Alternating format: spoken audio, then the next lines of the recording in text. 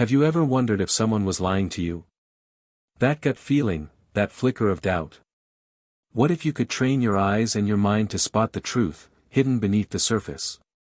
Today, we're diving into the fascinating world of deception with a story that reveals how skilled investigators, like our Detective Miles Corbin, unravel lies not just by what people say, but by how they say it, and what their bodies silently scream.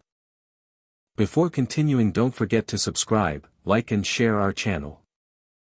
Our story begins in a sterile, silent interrogation room. Detective Miles Corbin sits opposite Elias Thorne, a man accused of industrial espionage. Elias, calm and composed, presents a picture of innocence. But Miles isn't just listening to words, he's observing everything. His first step: establishing a baseline, understanding Elias's normal behavior before the pressure even begins.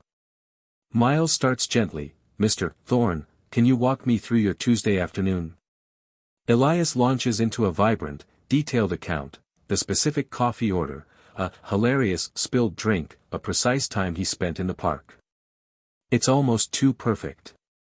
Here's a crucial insight: honest people often recall events with some hesitation, minor corrections, or a focus on key facts. Liars, however, tend to over-elaborate, burying the untruth in a sea of unnecessary, rehearsed details. Miles then introduces a subtle probe: "And when you were in the park, did you notice anyone unusual?" An honest person might pause, genuinely think, and say, not really, just a few joggers." Elias's response: a swift, almost automatic, "No, not at all. Just the usual." This quick, definitive denial is a red flag. Liars often avoid engaging with questions that might threaten their fabricated story, resorting to blanket rejections rather than thoughtful consideration. Then, the first truth bomb.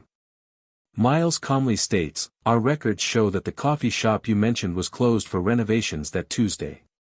The air in the room instantly changes. Elias's calm facade begins to crumble. His eyes, which had maintained a rehearsed directness, now dart around, to the door, the ceiling, anywhere but Miles's face. This isn't just discomfort, it's a desperate search for an escape or a new lie. This is where the body takes over. We call it the Pinocchio effect, not a growing nose, but a cascade of physiological tells. Elias begins to fidget, picking at his fingernails, his leg bouncing under the table. His voice, once steady, now has a higher pitch and a slight tremor. These are signs of his fight-or-flight response kicking in: increased heart rate, shallow breathing, dry mouth, all betraying the inner turmoil of his lie. Remember, increased fidgeting, changes in voice, and avoiding eye contact are often subconscious attempts to alleviate stress. Miles then changes tactics, deliberately jumping topics. "Tell me again about your interaction with Ms. Davies on Monday. Specifically, what did you discuss about the new project?" This is a test of consistency. Liars struggle to keep multiple fabricated stories straight, especially when caught off guard. Elias stumbles, repeating phrases, contradicting earlier statements. He starts using distancing language, referring to the company as they instead of we. It's a subconscious way to separate himself from the lie and its impending consequences. Finally, Miles presents the undeniable: a clear security camera photo, placing Elias at the competitor's office, precisely when he claimed to be at the park. The last shred of his facade shatters. Elias's shoulders sag, his defiance replaced by a heavy, defeated silence. The micro-expressions of guilt, fear, and resignation now paint a clear picture. The game is over. Elias Thorne confessed. But it wasn't one single tell that gave him away. It was a cluster of verbal, nonverbal, and physiological cues. Detective Corbin didn't rely on a magic trick, he relied on trained observation, understanding human psychology under stress, and patiently gathering facts. Liars might control one aspect, but rarely all.